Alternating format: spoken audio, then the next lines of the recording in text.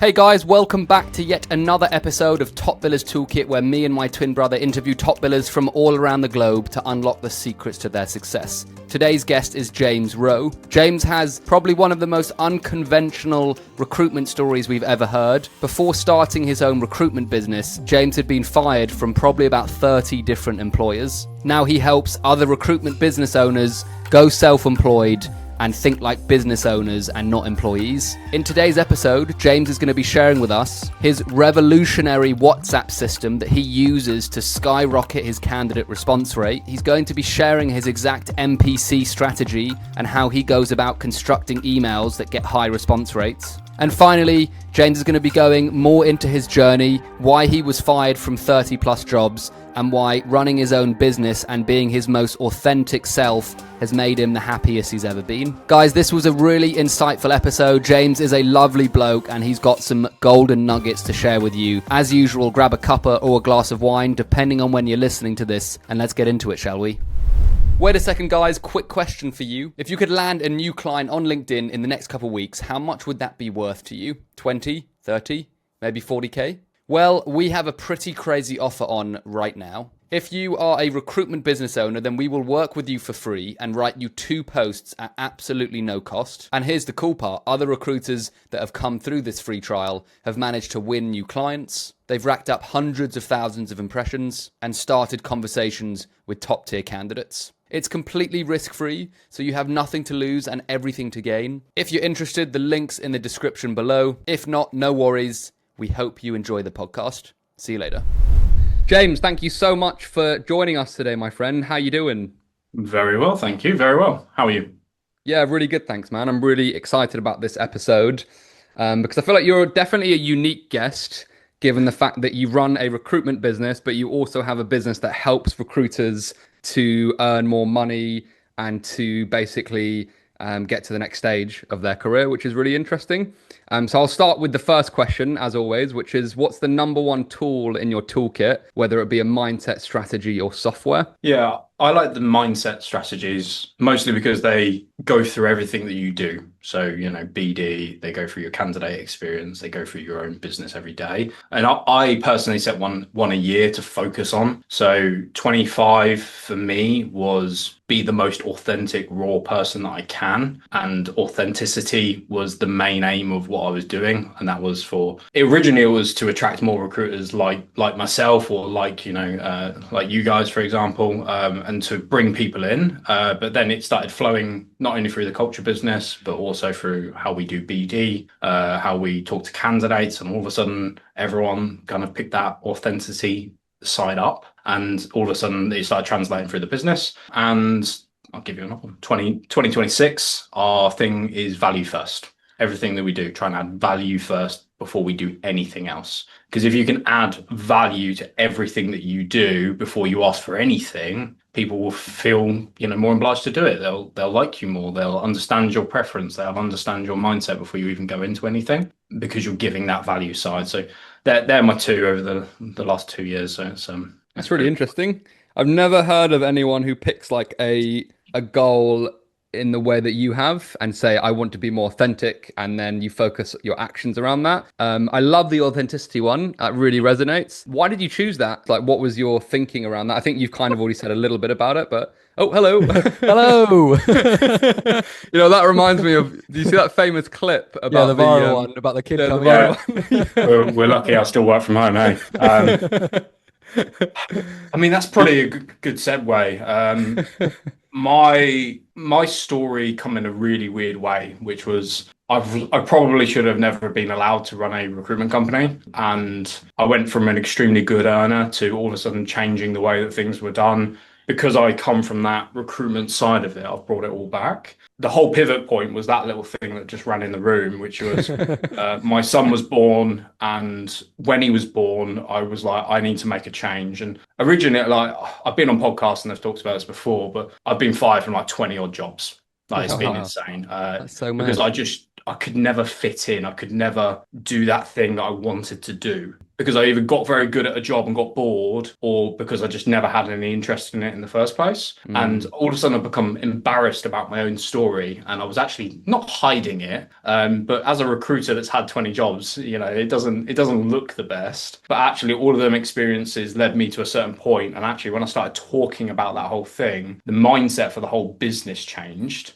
Because it went through, and all of a sudden the guys were being their more authentic selves, which led to them doing more businesses. And I found if you have too many things, you lose focus on the main thing. And our whole thing is we help guys go self-employed, we help them build their own businesses, but we also help them build their own brand. And if they can't be authentic, it's not real brands. They're just they're being another slave to the 9 to 5 or whatever you want to call it. So for us, it was right, what's the most important thing? The most important thing for us is be yourselves, be natural, have a place to, you'll find your place to fit in if you allow yourself to be open to that kind of audience, and you'll work with the clients you want to work with, you'll get the fees that you want to get, and you'll get the most out of what you put in. So I started with it because it was the easiest thing for me to do. And therefore that then translated through to the business, because it all starts from top down, doesn't it? So it is a bit of a strange way of doing it, but I found that it's the most effective to make sure that people, rather than just bringing in recruiters and then just doing a job, all of a sudden you form a union, you form a culture that's pretty unparalleled. So it's really interesting. And I'm really fascinated, Jem. So you said you've been fired from like 20 jobs and now you started your company. Like, what's the biggest thing that shifted? I know you mentioned being yourself and surrounding yourself with a brilliant culture. That must be part of it. Is there anything else that you've built in your environment purposely now that makes you a lot more fulfilled compared to the previous jobs where something wasn't going right, whether it's culture or environment or whatever? Yeah, I think when I started, I was in it for the money. As most recruiters are, they're in it for the money. And you start to take a lot of introspective view on yourself when you have a kid. So I had Sterling, and I never thought I was going to have kids. I hate children, not ironically. I just don't like them. But it's different when it's your own kid, kind of sometimes. And the big thing for me was I want to build something that I'm really proud of, and I want to be able to help people. And that was almost overnight. It almost clicked in my brain. And when you stop chasing the money and you start chasing what you want to do, because money is a side effect of you doing something well, isn't it? If you're a good recruiter, the money will come. If you treat your candidates and your clients extremely well, the money will be there. And there's things that you can do to lean up your process and take more profit and all these things. But ultimately, it all stems from, you trying to do a really, really good job. And so the mindset change for me was going from money to actually helping people. And originally it all started with I started recruitment. I landed in it like most people and went, I don't know what I'm doing. Kind of took to it really well because of all of my previous experiences doing kind of bad jobs, I suppose. Whether that's doing a bad job myself, whether that's the business had a poor culture, whether it was the wrong kind of style for me, whatever it was. I took all of that with me when I went self-employed, but I wasn't being treated as if I was self-employed. I was treated as if I was still a staff member, had to be in an office, had to be there 9 to 5, had to use their clients, had limitations on the fees I could charge. There was no thinking outside the box. And that kind of made me want to start a business that was not polar opposite to that, but build on the foundation of what they'd kind of offered, which was, allowing people to do that self-employed thing and show them that you can break away from the 9 to 5. I wake up every day and I start work whenever I want to start work. And don't get me wrong, most of the time I'll start before most people even wake up. But at the same time, that's my choice whether I do that or not. And I think that's a big mind shift for most people, because it takes a long time for you to actually understand that your diary is your own. And most people go one way or another. They either take too much time off or they work too hard. And it's about finding the middle ground. It's about, we've all seen recruiters burn out well too quickly because they're either going at it too hard, too fast, and they don't understand that there has to be a part of longevity in that. It's all right when you first start and you need to grind it out, but you need to find that level of work and income that works for you long term without, so you can enjoy all of the money you've been making to enjoy your life. I think a lot of people get wrapped up in this grind culture, and all of a sudden they forget that the reason you're doing the grind culture is for an outcome in the end, and making sure that you can actually enjoy your life. Yeah, so true. I'd love to ask about just one more question around the authenticity piece, because I think it's really important. I don't know what you're seeing from the market and from recruiters, but they're from a portion of probably 60 to 70% of the people that I speak to, there's this fear of being authentic. I think authentic, the word is thrown around so much now. It's probably like people's perception of it has changed a little bit. Yeah. But I think like people truly just being comfortable in their own skin. I think that is the key to where, like for me, authentic is like being comfortable and confident with your values, your beliefs, and your opinions, and being open to sharing them. I think a lot of recruiters are really fearful of that. Like I speak to so many recruiters about personal branding, and I get a lot of pushback from normal staff. What have you found the same with your recruiters? Have you found a way to get people more comfortable in their own skin? Like, what's your experience with authenticity and the people that you're working with? It's really hard. And I talk to the guys, and some of them see the value. A lot of them see the value, but they say, oh, but I could do this. It's that instant gratification part of it, which is, yeah, but will it make money for me in the next 3 months? And actually, one of the ways that I've found to help people long term is to build out their long term goal.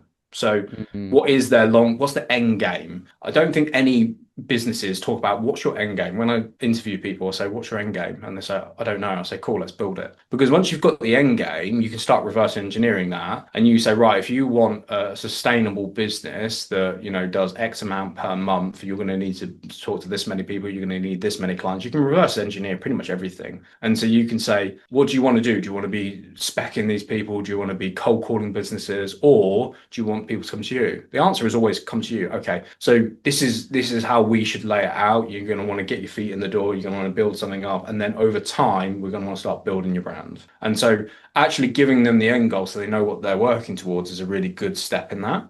I think the other part of it is just people are scared of what they may think of you. And unless you can just let go of that, it's really hard. I used to hate being on camera. I used to hate the sound of my voice, the way my face looks. I'm like trying to like edit it out, make myself look beautiful. And I'm like, that doesn't look like me anymore. I've got to the point where I just don't care. And if people want to listen to me and they've got something that if I connect with them on a values point of view, and they'll listen. And if they don't, they won't. And you kind of need to let go of that. I think people are starting to wake up to the idea of Instagram isn't real. The life on Instagram is a snapshot of what you want people to see. And they need to understand that that's not people's lives.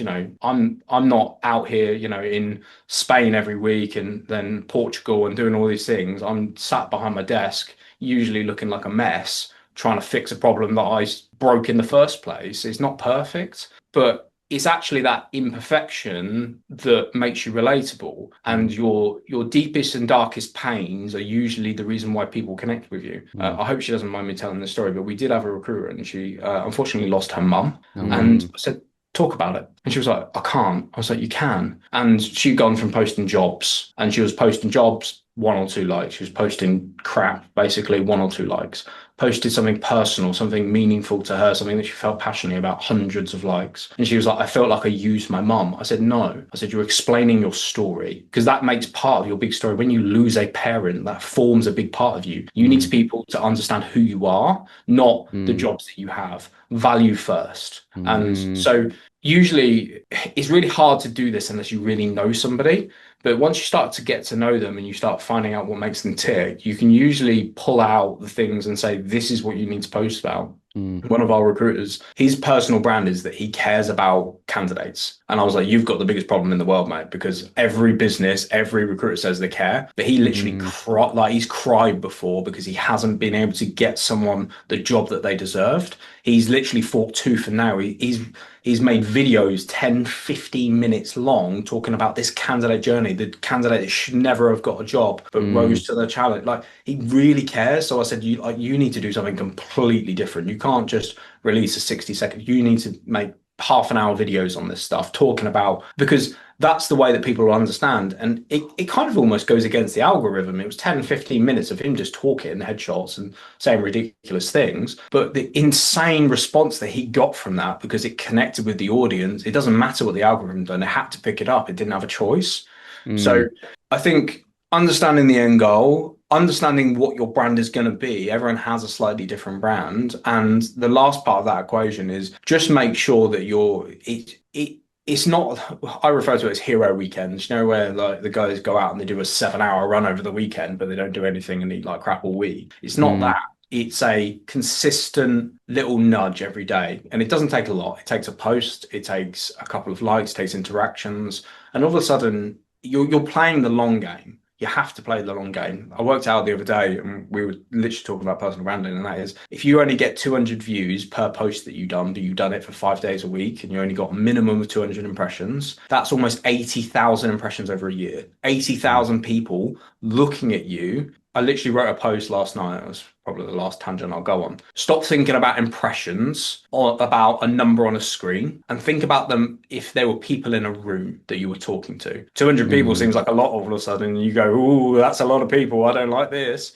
So imagine when you're getting 8,000, 10,000 people, you're reaching an insane amount of people. mm, You're undercutting what you feel like you should be getting based on other people's standards, not your own. mm, And it's not the quality, it's not how many impressions you get, it's the quality of the impressions. If you're reaching, I've done podcasts before and they've only had a couple of hundred views, but the feedback that I got because the audience was targeted and that it was cultivated towards a certain thing was, how can I work with you in the future? How can we do something together? How can we do this? How can we do that? It doesn't take a lot, it takes the quality. And I think a lot of mm. people get caught up in the, I want to go viral. You don't, trust me. It's not worth the hassle on the back end anyway. Love that. And yeah, I mean, I've resonated with a lot of your responses, but especially setting a goal, because I think you're right. The mindset is like, oh, it's not going to make me money in 2 months, 3 months, but it's like, oh, cool. But if your end goal is this, it's perfectly aligned with the end goal. So you should do it because of that reason. So I really like that. It's a great idea. I'm going to pivot a little bit from the questions, James, just because my intuition is taking me to something else, which is the person that you mentioned just before we press record, the chap that's gone from working in a state agency to now, you said 15K a month. And I think that's amazing. And I think we can probably unpack how he got there and give value through his story. So I'd love to go into that in a little bit more detail if you're willing. Like, what can you just tell us his scenario? Like, where was he before he met you? What was he doing? And can you tell us a little bit about the journey from where he was to where he is now? Yeah, so he started with us 4 or 5 months ago. He comes from a background of a state agency. He's got about 10 years experience in it. No recruitment experience, but it works. He'd run his own business. He's bought some houses for kind of HMO stuff and all these kind of different things. And so he had a business acumen with a state agency experience, but no recruitment experience, which, as we mentioned before, I looked for 2 out of 3. So he had 2 out of 3. So had a really good chat with him. He started and we kind of laid out the blueprint for him. And for me, when you first start, it's just do the basics extremely well. And so, he spent a long time building out his connections. He spent a long time, getting the data on board, getting it clean, making sure that he had a usable database. He utilized and reinvested it into himself. So he paid for tools that were recommendations and forked out a little bit of money on his own side as well to maximize his platform. So whether that was, a VA that we've got access to, he paid for her to do some data work for him. He done LinkedIn, and he paid for the upscale course on that. And he basically just reinvested it as if he was treating it as if it was his own business. And we were an extension of that, which is what we do. What we found was that month 1, nothing happened. Month 2, 1 deal. Month 3, all of a sudden just came out of the gate, done 10, 12 grand. It was a build of a few different things. Number 1, his approach started paying off. He was value first. So he basically said, I'm not going to target these people first time around. I'm going to like them. I'm going to talk to them. I'm going to talk to them about the market. I'm going to talk about how they're getting on, how they're finding it. And what we were finding is that not only was he not even necessarily getting his business, some of these guys he's talking to weren't the decision makers, but they appreciated the talk so much that they forwarded it and said, look, this is the person you need to speak to. I want you guys to recruit for them. We need some people in the business. So not only was he not even talking to the right people, and I consider being new as a superpower because you don't know anything. And some of the biggest clients that we've ever got from new people, because they've just walked in and said, oh, by the way, I've just signed this massive, one of the they signed Carter Jonas, which are huge in the UK, and oh yeah, I signed that contract. I'm like, how? And they're like, oh, I just asked them. And I was like, oh, okay, so cool. But you got to think about it like this, which is I think people build up a thing of what's good and what's bad, and when you get rid of that, all of a sudden doors unlock, and you go, "Yeah, I'm stupid," but it's actually I was still saying I was new in recruitment for like a year, and I was like, "Oh yeah, sorry, I'm new," and they're like, "You're on your LinkedIn, it says you've been there 2 years." I'm like, "Don't ignore that. I don't know what you're talking about." But it is a superpower, and not knowing is a great thing. There is a cross period where that obviously you kind of want to go from absolute newbie to expert in almost like a couple of days. Because once you don't want to be in that middle portion where you kind of know what you're talking about, but not really, because you don't have any scapegoat then. You either know everything or you don't. And whether you do or don't is irrelevant to the perception of the candidate and client. So how he built his process was really reaching out to people, speaking to people, worming his way in. He had some industry knowledge from his EA experience, which allowed him to be an expert from almost day one. He just didn't, and he was coming to me saying, "How do I close a deal?" And I'm like, "How did you get the client on?" He's like, "I just spoke to them." And I'm like, "Okay, so you kind of know what you're doing. You're just missing some aspects." So we just sprinkled in some recruitment knowledge for him. And all of a sudden, month one, building out a really solid foundation of connections. Number two, started reaching out to people in month two, started really signing contracts by that point. And then by the time he got to phase three, in month three, ironically, was that he had a fairly decent database. He was able to reach out to people en masse and have really good conversations and pivoted very, very well. He had a lot of people reach out about a certain job, for example, but he didn't necessarily put them always to that job. And he would pivot and say, "Actually, I think that you're better for this business. Let me go talk to them." And he took a very, very personal approach rather than volume out, volume out, volume out. To this day, I don't think he knows how to send a spec because he just never does it. It was personalized outreach for everything. Now, I must admit, he does work London, so it's very, very dense. So there's a lot of candidates, but the competition is high in London. There's some extremely good recruitment businesses that operate within our space alone. And so he's fighting against them. So it's very fast, but he's very methodical, and he takes a statistical point of view. I refer to him as a robot because nothing seems to like bother him. I could tell him, "Oh, I'm about to jump out of a window," but like, "Cool."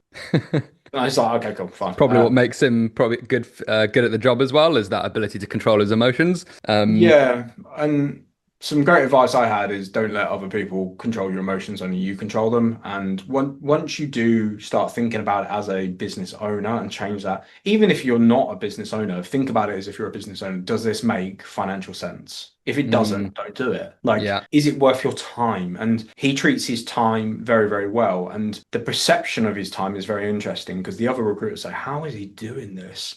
And I said, "He texts me at 5 a.m. on Saturday. How's he doing it? He's putting in the graft, but he's also using his numbers to his advantage. He's looking at the conversion rates. He's looking at who's leaving businesses and who's joining. He's looking at the statisticals, and he's leading with value. So of course he's going to do well because he's got all of them key points down. It's actually more of a question of why wouldn't you use him? If he cares about your outcome and he really is genuine and he takes a calculated approach, it's a no-brainer for most businesses because that's how other businesses should be thinking anyway. Yeah, really interesting. I've got so many questions. Sam, do you want to jump in? Because I'm sure you. Yeah, I want to go well. straight to the specking because I'm fascinated in how. I mean, there's always similarities with when we speak to top billers or recruiters in general who are successfully specking, especially through email. But I would love to go into your process in a bit more detail, James. You mentioned that you spent 2 years refining your process, and now you have a really good response rate. Can you walk us through what your response rate is, firstly, like what you deem as a good response rate, and also like your journey from what didn't work to what you changed and now what is working,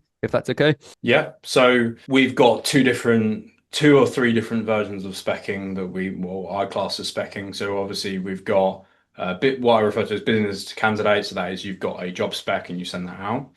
And then you've got a business spec, a candidate to business. And so obviously you'll send out your candidate in hopes to land a new client or to get an interview. So, and then the third one is, I'll run into that. It kind of splits off from C to B. So the candidate to business is kind of a bit chunky. So actually, I'll probably start the other way around. So if you've just got landed on a job, WhatsApp automation is just a note. If you don't have WhatsApp WhatsApp automation, you're literally, there's no point in you even sending it. I can't even remember the last time I checked my personal email. It's a waste of time. It's just fluff in there. You're going to get bombarded with emails. It's just a waste. There's so many businesses that allow you to do this now, and it's not particularly complicated.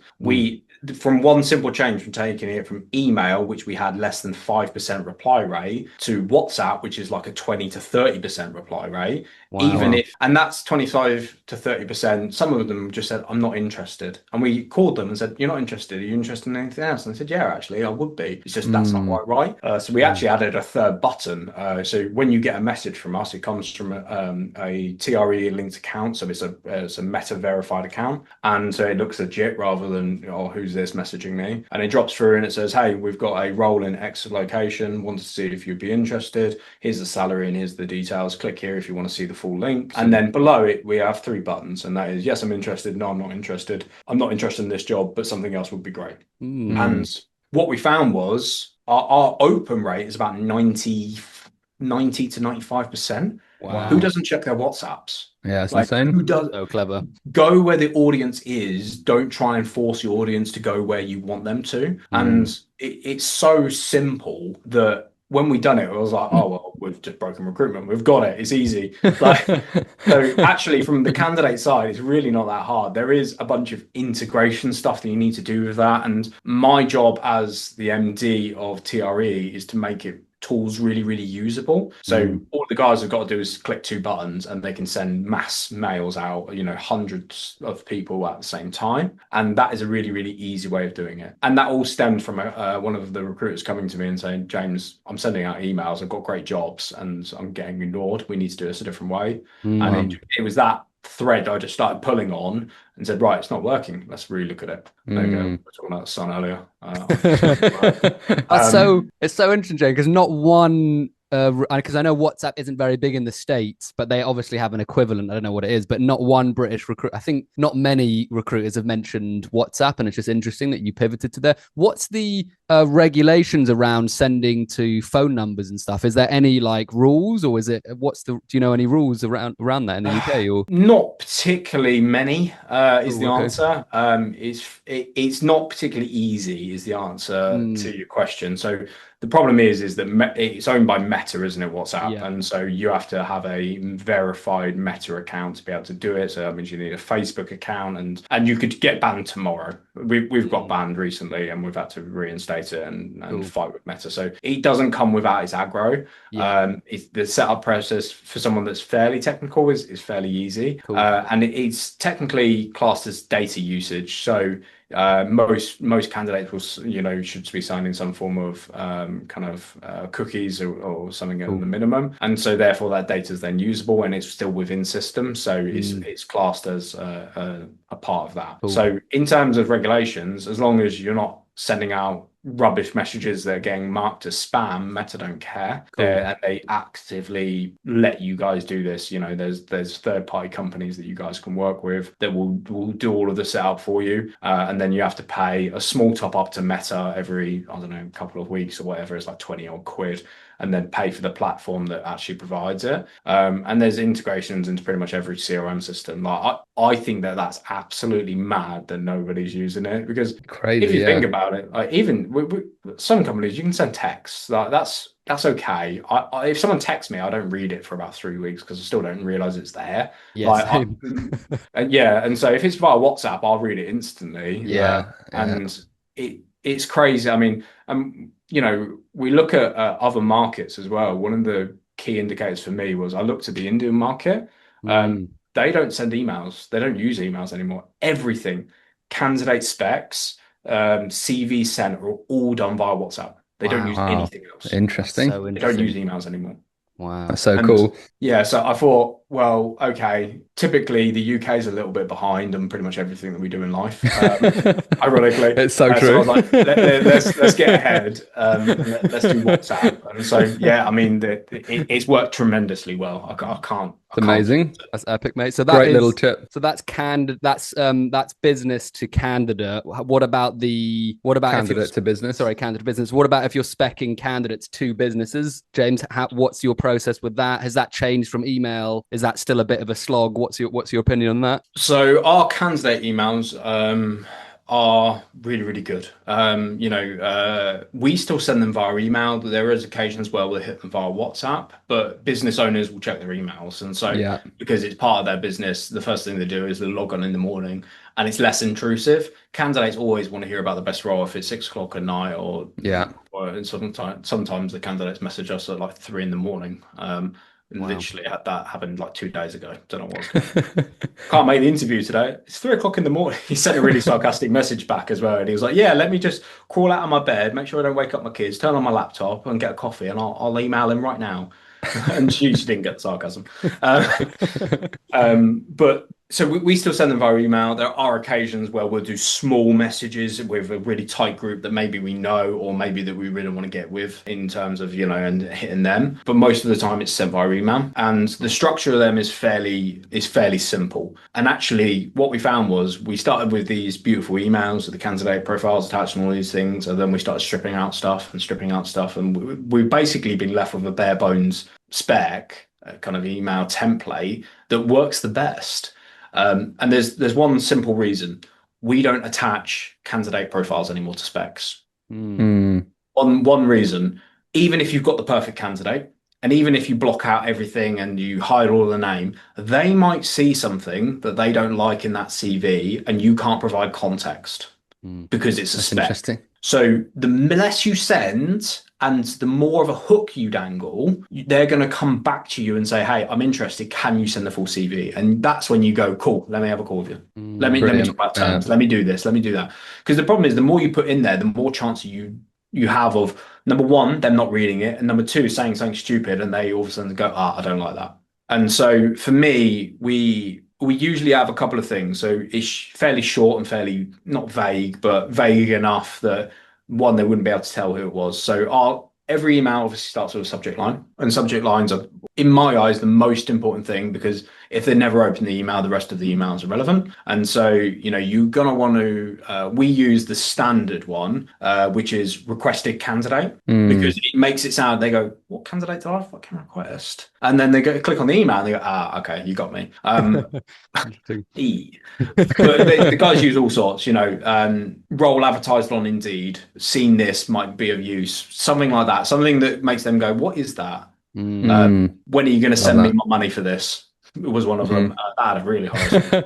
That's brilliant. And so, all of these kind of little taglines to make sure it gets opened. And then it just needs to be, the Goldilocks is somewhere, like the actual words on the page should be somewhere between 5 and 6 lines max. And that's including your spec, which is insane. So it's, hey, working with a candidate at the moment based in this location. Here's the details of them they've got. And then it'll be salary, OTE expected, location, and years of experience. And it'll say, look, if you need anything, or if you are looking for any other candidates, we have a database of X amount in this area. And so, one of the big advantages that we've found, one thing on the bottom of that as well, is we always tell people the database size of their area. I mean, we have accidentally become a very, very good data company, which is within 2 years, we've built out 25,000 candidates, which isn't bad.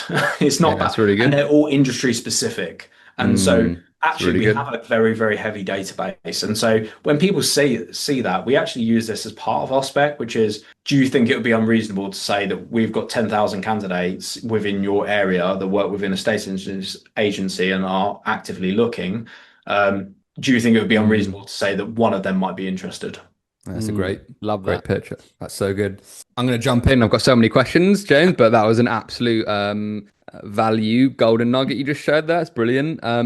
What I'm curious is about, because hook, really important. I'm guessing a huge part of, for me, I don't know, just as someone who's spoken to quite a few billers now and talked about specs, the 3 things in my mind of like what makes a successful spec, of course, with everything that you said, but also relevancy, demand, is the candidate actually in demand, and then and the copywriting itself, like how you're presenting it. Is there anything in there that you would add, or is there anything in there that you would focus on more so in order to increase, if someone was listening to this, like these are the 2 things you should focus on to get the highest likelihood of responding and to get a call? What's your feeling? I've got a really rubbish saying, but I'm in the business, which is think donkeys, not zebras, which I think is a medical term. But it essentially what I mean by that is go for what I refer to as bread and butter candidates. The amount of times that I see new recruiters go, I've just got a guy and he lives in Scotland, but he wants 70K because he's moving down to London and he can't work for the next 6 months and he needs this and he needs that but he's a great candidate. I'm like, no one cares though. You've lost me. You lost me. Think easy. Like what are your 5 core roles within your business? If you have 5, if you've got less, even better, and focus on them with your specs. I've got candidates that are absolutely incredible, but I actually purposely don't spec them. And the simple reason why is because they're not attractive on a spec.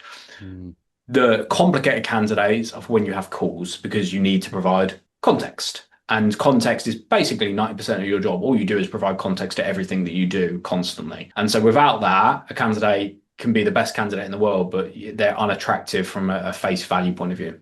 What I typically focus on is if I was going to start my business today, and let's say I was to start in the estate agency, because that's my niche, I would focus on the lowest level that I can find because they are usually the most applicable to most businesses. So in my case, might be sales negs, lettings negs. That's kind of our entry level positions that someone would still pay for, by the way, as well, because no one wants to pay for a trainee neg that doesn't have any experience, that's not going to be able to do it. Like, there's no point. So you want to find that target audience where they will pay for it, and there's a lot of them. And the reason you want to focus on that side of it is because you're going to get the most bang for your buck. You're going to hit the most people, and the most people are going to go, actually, I could do with an egg. I mean, they turn over, I think the attrition rate is something like 50% in the first year. So It's insane. So if you're hitting them businesses, and then it's also price point, believe it or not, clients care more about price point than they do experience on face value. So actually, you're better off finding someone that's cheap. I'll pull a business out. I'm not digging them out at all, but Countrywide, for example, is a large corporate business that pays fairly poorly, but they'll take new to industry. People love to get people from Countrywide because they're well trained, they're underpaid, and they usually turn over within their first year. So if I see someone with a year's experience at Countrywide, I'm going sending them a message and saying, I can get you a lot more money now because you've got your foot in. And so we'll grab them and we'll flip them over. They care less that 6 months in the industry is enough for our personal industry, but every industry has a slightly different thing. It's like mortgage advisors in financial services, one of our industries. Like, no one wants a trainee mortgage advisor, but if you can find a mortgage advisor from a corporate business or from someone that maybe doesn't have a high OTE or whatever the catch is, and you can take them and put them into businesses, essentially what you're looking for is cheap, applicable, and after that, the kind of rest of it is irrelevant. Mostly we see specs as door openers, because the thing is, if you get into a conversation with these people, you'll then be able to hook them in with slightly more expensive candidates that are better and have more experience. And there's been times where businesses have rung me and said, I want this candidate, talk to me about them. And after I've got to know their business, I've gone, this isn't a good idea. They're not right for you. They're not a culture fit. Even though you want them, I'm telling you it's not a right fit. Here's why. And I'll explain to them, and that they appreciate the fact that I could literally book an interview. They might even do the deal, but long-term success is not gonna prove well for that candidate. And actually what we do is we flip it and we say, look, let me go find you someone instead. Or look, I've actually got another candidate that would be better suited, and here's why. And that's the big part of it. Is specs don't do anything. They're just door openers. That's all they are at the end of the day. And for anyone that's starting a new business, anyone that's in recruitment right now who needs to generate fast cash, they are the best bang for buck that you can get, because in theory you should be able to sign new clients from it and book an interview all in one sweep. There's not much more that you can get from that, but you're playing with fire when you spec, because your game is to send out enough specs that people come back to you without pissing off your audience and like ruining your database. You don't want dead data. And so you have to play that line of, if you send really good quality, they're happy to receive loads of emails. As soon as you send something shit, piss off, unsubscribe, whatever. And they'll try and chop you. So you have to make sure that your candidates are super tight when you are doing it. One last note in that as well is multi-specs don't particularly work as well as single specs. don't know the methodology behind it. I would assume that people, because the email's longer, people just see it and just can't be asked to read it. And also, you're better off actually sending it over 2 emails over a couple of days instead of trying to do it all over one, because a couple of days can make a difference. And actually, something could have happened and someone just been fired or someone's handed in the notice in the last couple of days. You're always better off actually breaking them rather than sending out massive lists of candidates. Makes sense. Love that. Thanks. That's really helpful, James. I love that. And so I'm getting a feeling that it's you're going after the lowest hanging fruit for the spec, and I'm right in saying that negs and the negs are the most in demand. Am I right in saying that they're most in demand position? Yeah, for our industry specifically, I'd say negs, property managers, that kind of thing. So you're basically just figuring out what's in demand and how can am I right in saying that? Is there any other thinking around the demand piece that I'm missing? So, I mean, I will note this. We do that to get the initial people that join to do that kind of stuff. And we'll only do this. And actually, our process changes once you become more experienced. It does slightly shift to a more targeted approach. But what we find is that when people join, they don't know what a good and bad client looks like. And Interesting. They kind of need to work with some bad clients to realize what they don't want from a client. And every person's different. And so the aim is to work with as many people as you can to find out what you like and what you don't like. I appreciate speed over feedback. And that's my personal preference. I would rather be able to pick up the phone to a client and say, hey, I've got someone that's a cool, book them in tomorrow. Don't have to ask questions, just get it done. Now, if they take ages to come back to me on feedback, like if a client doesn't come back to you in 3 days on a candidate, it's very unlikely they're going to get the job. And you're going to say, look, I'm really sorry, they haven't come back to me.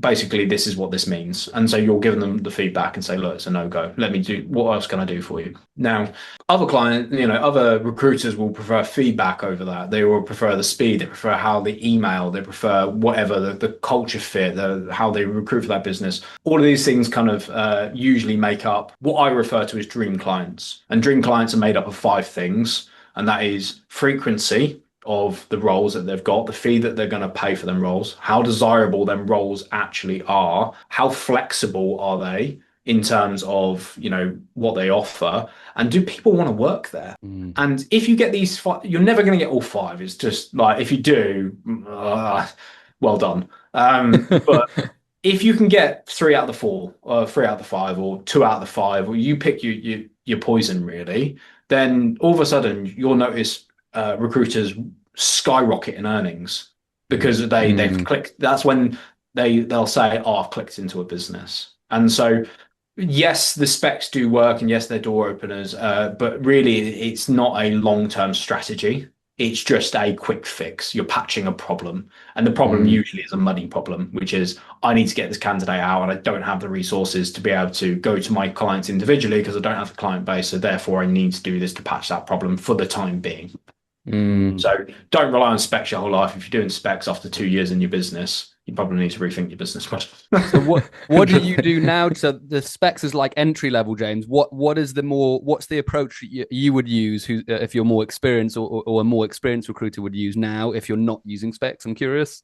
So the end game for most of the guys that work for us is that they should be able to get within any area that they cover. So they all pick a target area. Any area that they cover, they should be able to have 2 or 3 clients to put that. So let's say we would take let's take Birmingham because I know Birmingham better. Within Birmingham, it's broken into different parts in my mind, and so like you might have Solihull and Harborne, and then you might have the top regions, and then you'll have Central, for example. And so any candidate that you get within an area, you're going to look at what they're good at and what they want, and then what their culture fit is. And then you're going to go, right, I've got these businesses that would fit. I'm going to go around and see who's got roles. And so you would just say, hey, I've got a candidate. Are you looking for anyone at the moment? Yeah, cool. And the idea is that you should be able to put them into 2 or 3 businesses at one time. It's a candidate-led market in most industries at the moment, which is why a lot of recruiters are saying it's hard. And it's like, it's not, it's just a different market.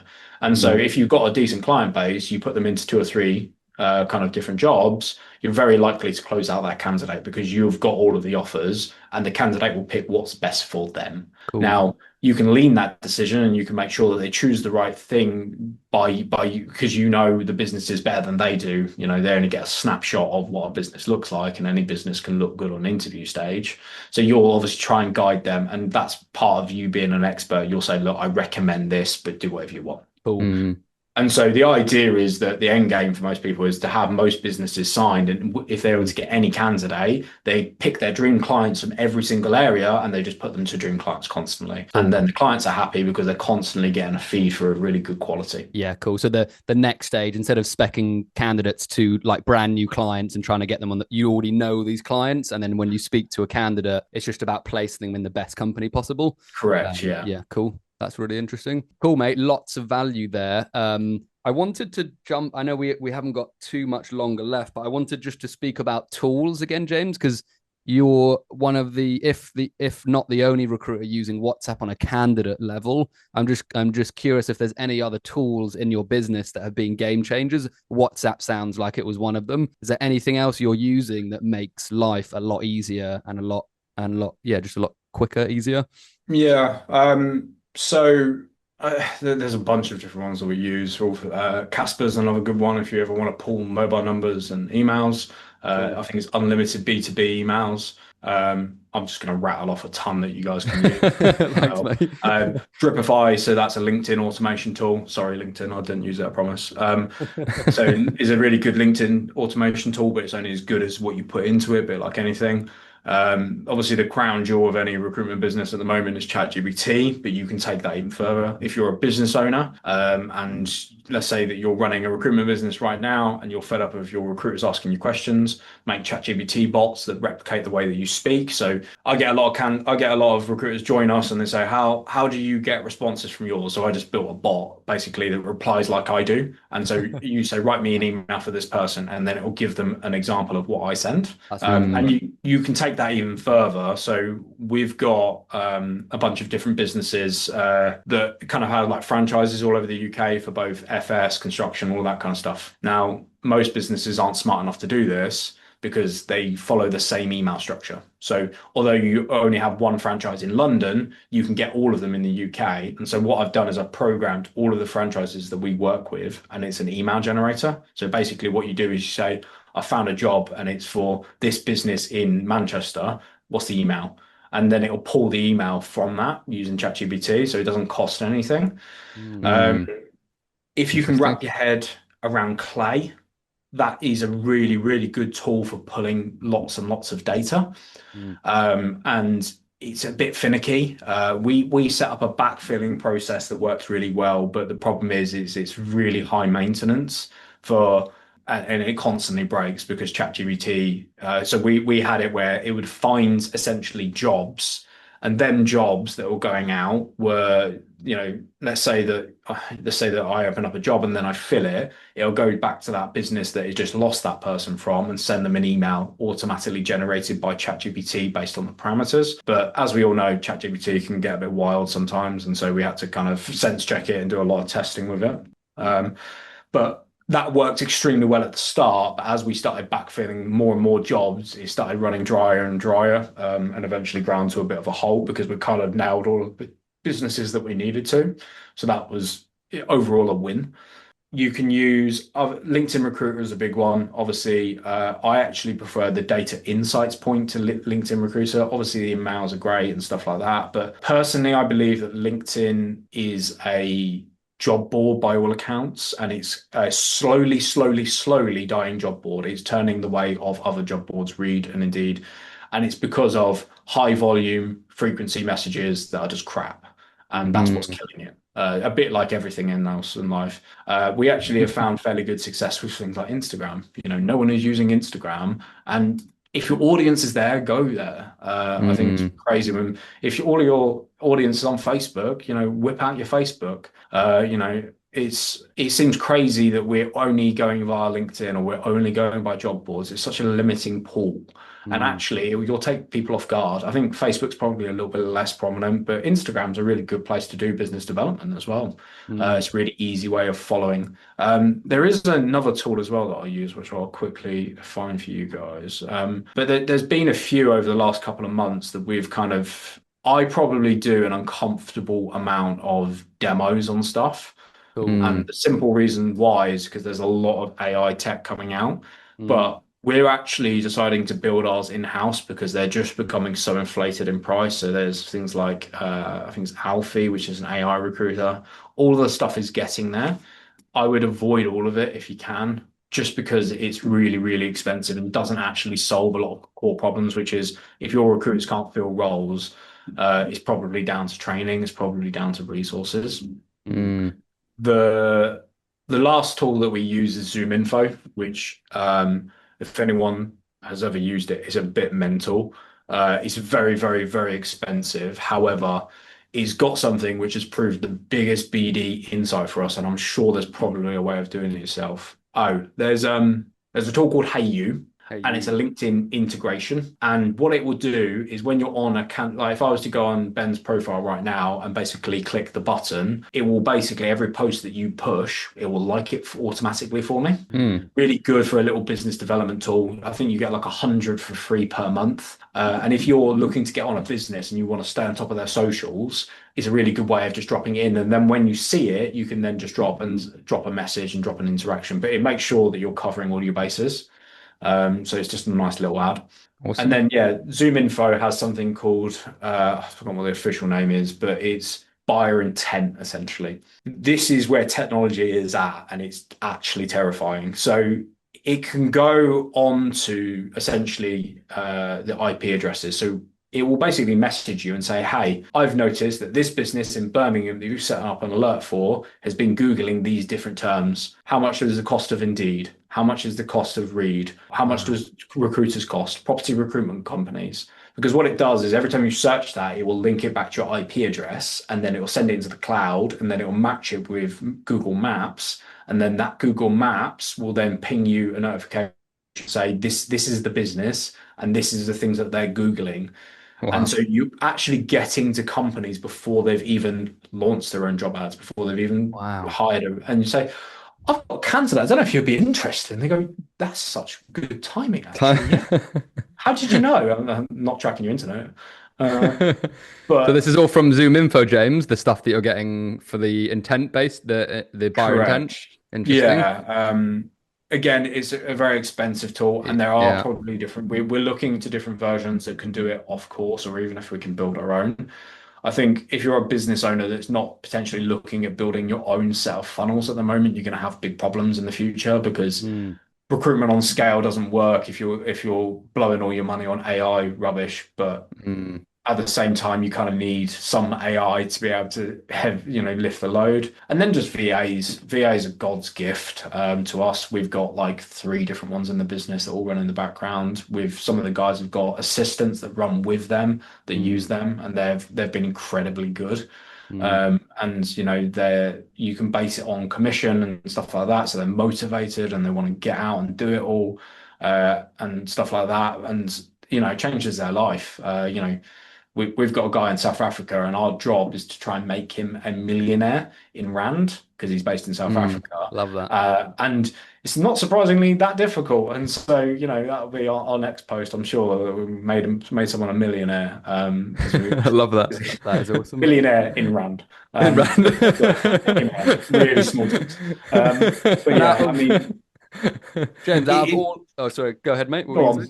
No, I was going to say, out of all those softwares you mentioned, Casper, Dripify, ChatGPT, Clay, Recruiter, Instagram, ZoomInfo, HeyU, if you had to choose one in terms of the most impact it's had on your business or money or revenue or bottom line or ease, what would it be? Which one would it be, do you think? I'll say LinkedIn. Okay, I'm cool. really upset by that. They're really money grabbing bastards. But it's probably, let's think about it from a market point of view. And the stat says something like 80% of people will consider a new job, but only 10% are in the market. So that's 70% of the market that you can't access unless you've got either a massive database of people or you've got some form of tool that can get to these people. You need to be targeting. Get rid of, I would rather cut a job board than cut LinkedIn because you can access market that people don't have. You're getting candidates that other clients haven't seen before. And if you're all fishing from the same pond, it's whoever's the fastest. And unfortunately, sometimes you have to sleep. And so it's not a fun game to play. So yeah, I would say LinkedIn. Cool. I'd rather not have any of them. I'd rather just do your basics really well, guys. Just just be a good recruiter to start with. Stop relying on AI tools to fix your issues. Yeah, 100%. I agree. I agree with that, mate. Cool. That's really interesting. Probably wrapping up soon. I just want to see, is there anything, because you have a unique perspective, James, where you're training, or you're maybe not completely from the ground up, you're taking recruiters with experience and you're making them better. You probably noticed from the example that you gave us with the chap that's now on 15K per month, if there was like one or two skills that you teach or encourage these recruiters to learn that really makes the biggest difference in their success as a recruiter and their revenue, what are those skills? What is that skill or those skills, do you think? Number one is plan ahead. Wow, Biggest, it's the biggest problem in recruitment. Mm. We're all like, where are my deals? Where are my deals? And there's a train coming for them in the future, and they just can't see it because they're too busy looking down. If you actually plan for the future and think about your career as a business, you think about your proposition as a business, you think about everything as a business, and then you plan accordingly. Even if you're a recruiter right now, if you cover an area, what kind of database are you working with? What's the end goal for you? It's really hard to fulfill achievement if you don't actually have any goals. And money is a goal, and it can be a really powerful goal. But the get rich, die trying kind of mentality will only get you so far. And then the other one is kind of combined one, but find your why. Why do you enjoy this job? Why are you doing it? Why, like, if you would have told me how hard it was to get TRE launched, I wouldn't have launched it. It's been an absolute nightmare, and there's been so many problems, and I've sat on this floor crying, thinking I can't do it. I've had the worst case of FOMO in my life, but the reason why dragged me through. And I think that for a lot of people, they need to understand that it's okay not to be okay. This is a really, really hard job. And, you don't have to do it alone. And if you're in a place where you feel like you are, get out straight away, because this job is hard enough, not only to do this on your own, but if you've got no one to talk to, it's impossible, which kind of leads me into my last point, which is just let go. No one cares about what you look like. No one cares about what people care about your opinions, but they don't care about the little things. They don't care if one of your hair's out of line. They don't care about, what you're doing tomorrow. They care about who you are. They care about you as a person, and they care about how you can benefit them. Ultimately, people are selfish by nature, and you're going to use that to your big advantage. You're going to flip that on its head, and you're going to make them love you, and you're going to give them all shower them and the attention. But the only way you can do that is by letting go of all your baggage. There's so many recruiters that have preconceived convictions about everything that they do. You can't do this because this doesn't work. You can't do that. If you just forget it all and almost consider yourself an idiot, trust me, I'm an idiot, and it's worked incredibly well for me. It's gone well into my advantage. I can't barely read or write, but I'm running a business because people believe in my mission statement. People believe in who I am, and because I'm truthful, and because I'm honest, and because I give them authenticity. And that only come from letting go of all of my, like saying to people, I can't read or write. Like, I'm dyslexic, by the way. I'm not that dumb. I'm just a little bit dumb. But rather than shying away from it, I owned it. I just let go of the baggage against it and say, I'll get emails from people, and they'll be like, "What?" And I'm like, "You know the game. I can't spell." And they're like, "Fair enough." And so people just don't care. If you own it, no one cares. It's when people get nitty gritty about it. So if you plan for everything that you want to achieve for that year, 5 years is great if you can do 5 years, but it gets a bit murky after 5 years. So no more above that. A year is minimum. Absolute minimum. What do you want to achieve? And this perfect timing, guys. 2026. What do you want to achieve with that? And and then make sure that you build out a plan against that. It's not only good to have goals, but you need to set foundational things in there. If you want to earn 20 grand a month, how many clients is that going to require you to do? And all you do is you follow your algorithm. Well, I'm making 10 right now, so I'd need to double my output. How do I get there? It's not rocket science, just no one does it. I don't know why. Yeah, it's so funny. I was expecting you to say like specking, cold calling, and I expected you to go into all these these nitty gritty skills, but it's really interesting. Planning ahead, finding a why, letting go. I love that. I think that's, and I really think I'm really glad you said goal setting, because just from personal experience with me and Sam, it's been such a game changer. And there was points where we just literally didn't set goals, and then as soon as we started setting goals, we're like, what the hell have we been doing our whole lives? Like, how has this not been part? How has it not been like the first thing we were taught? Yeah, it is. Yeah. And you're looking at everyone else going, why are you doing it? But then when I was a recruiter, I didn't do it. And then as a business owner, I learned, and I was like, oh yeah, this makes a lot of sense. Actually. Yeah. Stupid. Awesome. James, thank you so much, mate. This has been, I know we haven't covered like 50% of the questions, but it's been a great pod regardless. So thank you so much for coming on, mate. I have a very strong feeling there's a lot more knowledge for you to share and just a lot more tips and tricks. So I would love to get you on a second round in the future if you're up for it. But thank you so much for coming on today, mate. I really enjoyed it, and you just gave a ton of value to our audience. So thank you so much. Yeah, really enjoyed it. Hey guys, thanks for tuning in to this episode. If you enjoyed it, please don't forget to subscribe on YouTube and Spotify. Tune in for another episode next week, and we look forward to seeing you again very soon. Peace and love.